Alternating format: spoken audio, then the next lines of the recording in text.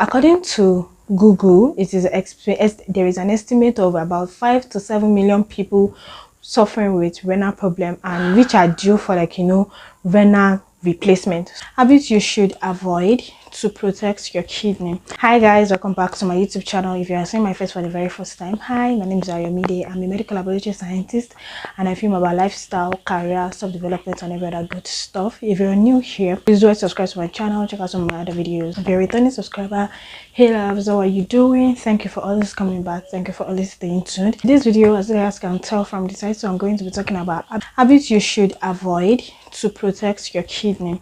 So this basically, I'm going to be telling us some of the things that we are doing that is not going to be helping our kidney, or some of the things that we need to start doing for our kidney to live a very healthy and long life. With not too much talk, let's jump right into the video.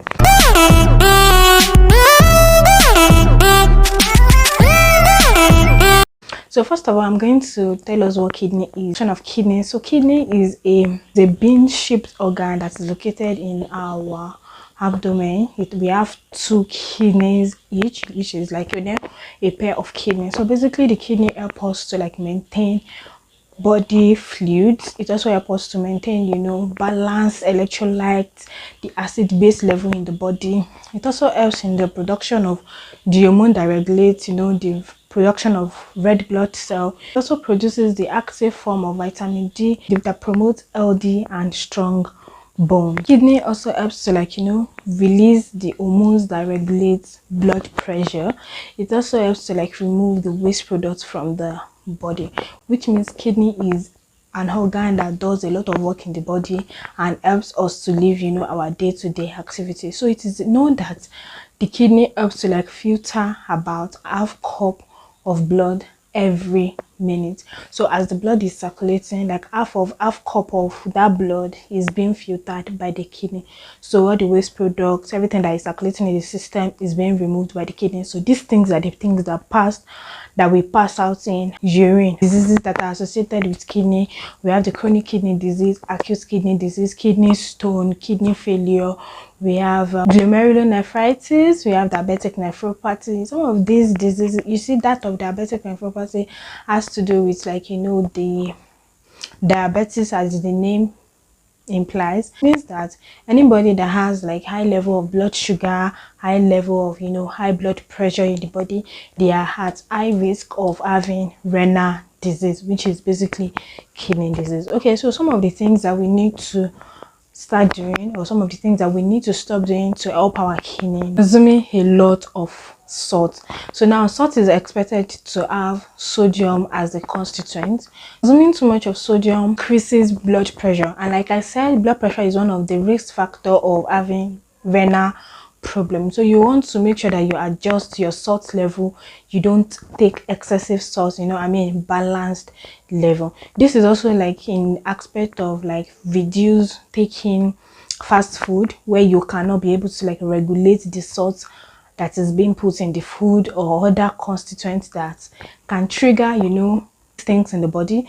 Also, it is expected that it is also known that there are some of these ingredients that are added in fast foods that have sodium and phosphorus, and these are the things that will trigger blood pressure and other disease factor in the body. Not drinking enough of water. Some of us have the habit of not taking enough water daily. So it is known that water helps the kidney to push out and filter out waste products easily. Imagine if there are a lot of toxic constituents in the body, and because there is no water, so there is no free flow. Some of these things are just piling up in the body. They're just piling up, they're just recirculating. Things that are supposed to be flushed out are retained in the body because there is no easy movement and there is no free flow of these things in the body. So something that the kidney is supposed to filter 200, let's say 200, because these things are accumulating, there's no free flow, there is no free movement. The kidney has to start filtering 500 things at a time. So now the kidney is overworking. It's overworking a machine. Basically, one day is going to shut down. Excessive consumption of protein, so meat especially. So it is known that animal meat, animal proteins have tend to produce acid. Imagine when you're taking too much of meat, then there is most likely going to be like too much of acid in the body, which is known as acidosis, high level of acid. And like I said in the beginning, I said something like the kidney help us to like balance our acid and base level. So this thing has to be balanced. So when there is acidosis, which is like high level of acid in the body, it means that the acid is higher than the base, and this thing is supposed to be leveled. But because it is too much, the consumption of this red meat, the consumption of this excessive protein is too much in the body, the kidney can't even control it. So now we have acidosis, which can also affect some of the electrolytes in the body. And when you look at this, it is tending towards renal problems. So you want to make sure that you cut down on too much protein and, you know, balance it by taking vegetable balanced diet, basically. Abuse of non-steroidal anti-inflammatory drugs. So as much as these drugs are working for our pain relief and giving us the relief that we want at that time, it is also dangerous if we overuse these drugs or we abuse them, because the kidney is supposed to, like, you know, do normal work, minimal work. But when you are over abusing these drugs, when you're overusing it, you are causing a big havoc for your kidney. Excessive consumption of herbs, alcohol, and narcotic drugs. So everything in this life has to be minimal. So imagine you taking herbs that does not have measurements. You don't even know if the herbs you are taking is equivalent to you taking 6 dosage of paracetamol. So it is advisable not to always take herbs. But then, so I will advise that if you reduce the consumption of even alcohol, the time you're supposed to take water, you're taking 4 bottles of alcohol, your kidney is going through rigorous work trying to like filter out all the constituents, all the things that are there that are not good. So basically you're stressing out your kidney. In fact, you are giving this kidney a lot of work to do. The body is supposed to, you know, be clean of things. Now you are putting herbs, drugs, a lot of things in the body, and the kidney is just, you know, working over and over and over, just trying to like filter everything out. So you're just stressing this kidney out, basically. So it is advisable if we can reduce the consumption of alcohol, herbs, and drugs. Also, this also leads to like smoking. It is also known that smoking is most likely going to like produce proteins in our urine, which is not supposed to be. Protein is not supposed to be found in urine. So some of the constituents of these, you know, cigarettes, drugs, and everything are most likely producing some of these things.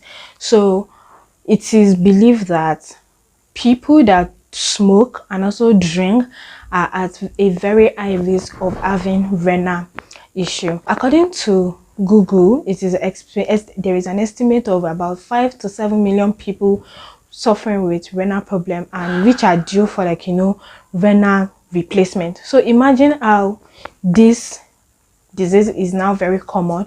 So I mean, based on where I work, based on my experience, based on the things that I've heard, based on articles, renal disease is one of those big diseases in town now that is very, very, you know, rampant, even between young adults.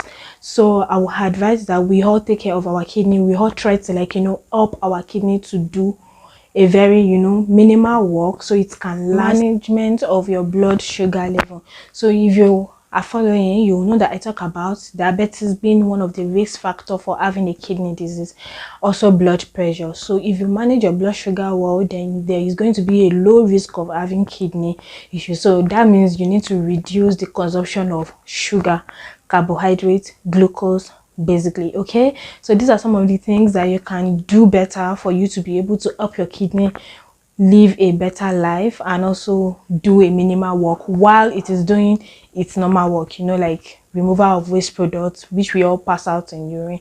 So for you to know if your kidney is working normal, if your kidney is normal, and go walking into the laboratory or any hospital and tell them you would like to do urinalysis. Urinalysis is one of the very cheap tests that you can get.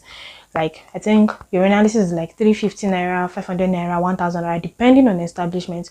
Also, that is for urine test. So for blood test now, just, you know, you can go and say you want to have your, you know, kidney function test or electrolyte urea and creatinine. So electrolyte urea and creatinine is that test that is done to know how functioning the kidney is. So for urinalysis is going to show you if there is glucose in your blood, protein in your body, blood in your body system. I mean, you can see your urine like this, and might not see the blood. This is not like menstruation blood now, like actual blood in the urine, which is not normal. Also, the specific gravity, the pH of the urine says a lot. So you know, just once in a while, every 3 months, you can just be going to laboratory and do that 500 naira test for you to be able to know the condition and, you know, check your health basically. So that's all for today. If you learned 1 or 2 things, if you have any other question that you want to ask me, please drop into the comment section, subscribe to my channel, share this video with everybody or people around you. Until next time that you're going to be seeing my face again, stay cool, stay calm, and be happy. Bye guys.